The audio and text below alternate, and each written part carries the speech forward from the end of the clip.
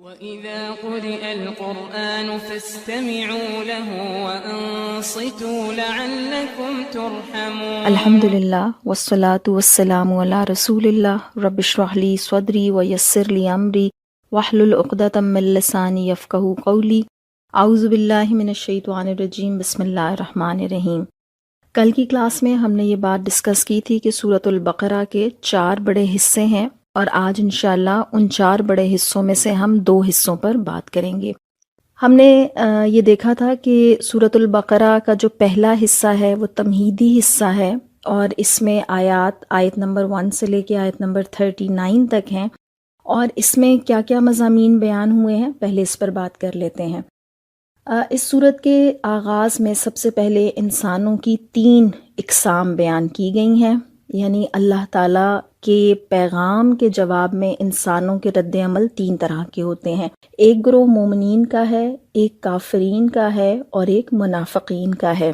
اس میں سے اللہ تعالیٰ نے یہ بتایا کہ پہلا گروہ جنتی ہے اور دیگر 2 گروہ دوزخی ہیں۔ سب سے پہلے آیت نمبر 1 تا 5 میں مومنین کی 5 صفات بیان کی گئیں، یعنی یہ وہ ایمان لانے والے لوگ ہیں جو غیب پر ایمان لاتے ہیں، نماز قائم کرتے ہیں، اللہ کی راہ میں خرچ کرنے والے ہیں، قرآن پر اور سابقہ کتابوں پر ایمان رکھتے ہیں، اور اللہ سے ملاقات پر یقین رکھنے والے ہیں۔ اس کے بعد اگلی آیات میں کافرین کی صفات بیان کی گئیں، یعنی یہ انکار کرنے والے لوگ بھی ہیں اور ضدی لوگ بھی ہیں، اور اللہ تعالیٰ ارشاد فرماتے ہیں کہ ان پر تبلیغ کرنا اور نہ کرنا برابر ہے، اس لیے کہ ان کی ضد اور ان کی ہٹ دھرمی کی وجہ سے اللہ تعالیٰ ان کے دلوں پر مہر لگا دیتا ہے۔ پھر آگے آیات 8 تا 20 میں منافقین کا تذکرہ کیا گیا ہے، اور منافق کون لوگ ہیں؟ یہ ان کے متعلق اللہ تعالیٰ فرماتے ہیں کہ یہ دھوکے باز لوگ ہیں، یہ اللہ اور ایمان لانے والوں کو دھوکہ دینے کی کوشش کرتے ہیں، مگر در حقیقت یہ اپنے آپ کو دھوکہ دے رہے ہیں۔ بظاہر ایمان کا دعویٰ کرتے ہیں لیکن در حقیقت ایمان والے نہیں ہیں۔